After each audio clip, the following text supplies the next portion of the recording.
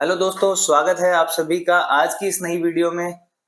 आज इस वीडियो में हम डिस्कस करेंगे 10 ऐसे पॉइंट्स जिनको आपको ध्यान में रखना चाहिए जब भी आप कोई नया पावर टूल परचेज कर रहे हो। आप ड्रिल मशीन परचेज करते हैं, ग्राइंडर परचेज करते हैं, तो इनको परचेज करने से पहले अगर आप कुछ चीजों को ध्यान में रखेंगे तो आप अपना कॉस्ट भी बचा सकते हैं और सही टूल को परचेज कर सकते हैं। तो आइए इस वीडियो को स्टार्ट करते हैं, लेकिन उससे पहले अगर आपने इस चैनल को सब्सक्राइब नहीं किया है तो आप तुरंत इस चैनल को सब्सक्राइब करें, क्योंकि टेक बिहाइंड टूल्स में हम लाते हैं टूल से रिलेटेड वीडियोस एवरी वीक। तो आइए शुरू करते हैं इस वीडियो को।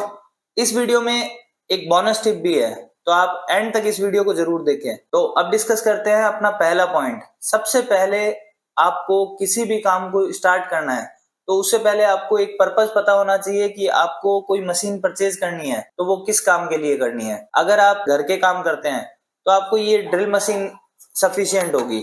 इससे आप ड्रिलिंग भी कर सकते हैं, मेटल में, वुड में, दीवार में भी होल कर सकते हैं, तो आप इस तरह की ड्रिल मशीन ले सकते हैं। लेकिन अगर आपका काम बहुत ज्यादा है, आप कॉन्ट्रैक्टर हैं या कोई वुड वर्किंग करते हैं आप, तो इस तरह का सर्कुलर सॉ मशीन, ग्राइंडर या फिर ये कॉर्डलेस मशीन आपको लेना चाहिए। तो सबसे पहले आपका जो पर्पस है वो डिफाइंड होना चाहिए। अगर आपका पर्पस डिफाइंड होगा तो आप अलग अलग टूल्स नहीं परचेज करके जो आपको चाहिए वही आप लेंगे, उससे आपका कॉस्ट सेविंग होगा। सेकेंड पॉइंट है कि आपको किस ब्रांड को चूज करना चाहिए।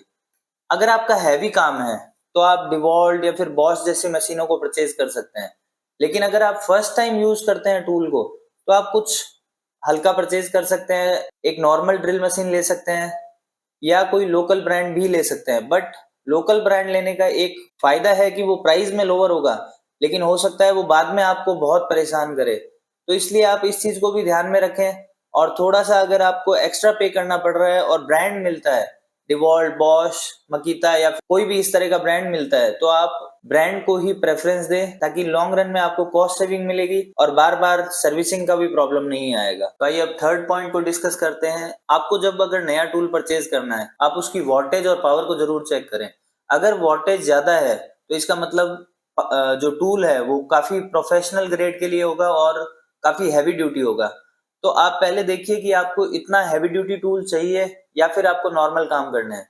अगर नॉर्मल काम करने हैं तो आप नॉर्मल टूल भी परचेज कर सकते हैं, क्योंकि जितना पावर होगा टूल में उतना ही उसकी कॉस्ट भी हैवी आएगी। तो इसलिए इस चीज को भी आपको ध्यान में रखना चाहिए, पावर और जो रेटिंग्स है उनको देखना चाहिए। तो अब डिस्कस करते हैं फोर्थ पॉइंट। फोर्थ पॉइंट है कि आप जब भी किसी टूल को परचेज करें तो आप एक हार्डवेयर शॉप पे या फिर कोई टूल्स के स्टोर में जाके जरूर चेक करें कि जो पावर टूल आप लेने वाले हैं उठा के देखें कि ये किस तरीके से आपके हाथ में फिटिंग हो रहा है या इसकी ग्रिप कैसी है और इसका जो वर्किंग का जो तरीका है वो किस तरीके का है।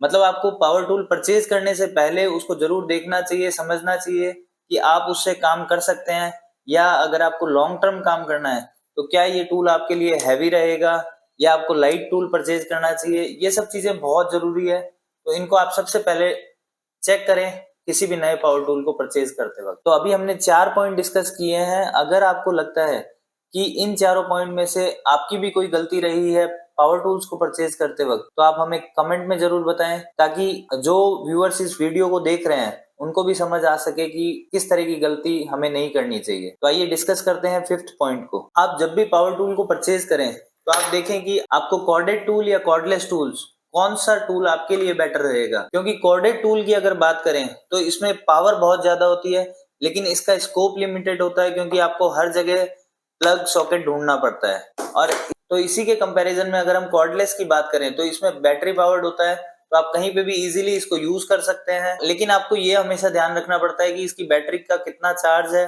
और एंड मोमेंट पे आपका काम ना रुक जाए। कॉर्डलेस और कॉर्डेड टूल्स में हमने एक बहुत अच्छी वीडियो बनाई है जो काफी डाउट्स क्लियर करती है, तो आप उस वीडियो को जाके देखें। डिस्क्रिप्शन में मैं उसका लिंक दे दूंगा या ऊपर आप देख सकते हैं इस वीडियो को। सिक्स्थ पॉइंट अगर हम डिस्कस करें तो वो है कि अगर आप कॉर्डलेस पावर टूल ले रहे हैं तो उसमें आप जरूर देखें कि आपकी जो बैटरी है उसका जो वोल्ट है वो कितना है और कितने एएच की बैटरी है। मतलब अगर हम ये जितना ज्यादा एएच होगा उतनी ही हाई पावर बैटरी होगी और उसी के कारण आप बहुत लंबे समय तक इस टूल को यूज कर पाएंगे। तो इन चीजों को जरूर ध्यान रखें। और ये किस तरह की मोटर है, मतलब ब्रशलेस मोटर है या नॉर्मल मोटर है, तो इन सब चीजों को आप ध्यान में रखें। कॉर्डलेस टूल अपने आप में बहुत यूजफुल है, लेकिन उसकी जो वर्किंग लाइफ है, इन सब चीजों को आप जरूर समझ के उसके बाद कॉर्डलेस टूल्स को परचेज करें। 7th पॉइंट, आपको सेफ्टी का बहुत ज्यादा ध्यान रखना है। जब भी आप पावर टूल परचेज करें तो आप उसको जरूर देखें कि इसमें, जैसे ये बॉश की ड्रिल मशीन है तो इसमें वेंटिलेशन दिया हुआ है अच्छा खासा, तो ये हीट कम होगी।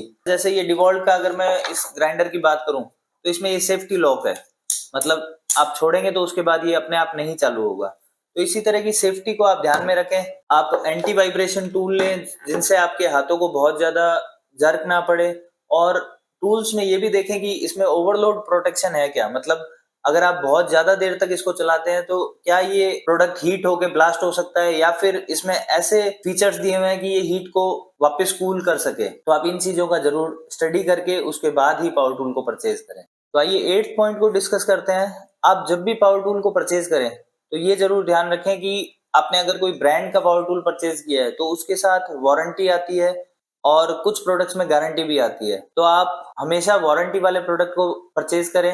वारंटी का आपको थोड़ा सा एक्स्ट्रा पैसा देना पड़ता है, लेकिन उसके बाद आप टूल को यूज करते हैं तो कभी भी इसमें कोई प्रॉब्लम आती है तो आपको आफ्टर सेल सर्विस मिलती है। बट इन चीजों को परचेज करने से पहले आपको ये देखना चाहिए कि जिस प्रोडक्ट को आप परचेज कर रहे हैं उसका सर्विस सेंटर आपके नियर बाई है या आपके शहर में है क्या। तो इन चीजों को जरूर ध्यान में रखें, क्योंकि पावर टूल्स को रिपेयर करने की कॉस्ट भी बहुत ज्यादा आती है। तो इससे अच्छा अगर हमें वारंटी मिल रही है तो हमें जरूर वारंटी वाले प्रोडक्ट्स लेने चाहिए, जिससे कि आप फ्री में 1-2 बार सर्विस भी ले सकते हैं और ये आपके कॉस्ट सेव भी करेगा, और अगर टूल खराब होता है तो उससे जो आपका काम का नुकसान होता है वो भी बच सकता है। 9th पॉइंट, आप जब भी पावर टूल को परचेज करें तो उसके साथ आप देखें कि आप किस किस एसेसरी को यूज कर सकते हैं और क्या वो एसेसरी इसके लिए कंपेटिबल है। उन चीजों को आप जरूर ध्यान में रखें, क्योंकि कभी कभी हम पावर टूल को परचेज कर लेते हैं लेकिन बाद में हमें पता लगता है कि इस एसेसरी को हम यहाँ पे यूज नहीं कर सकते।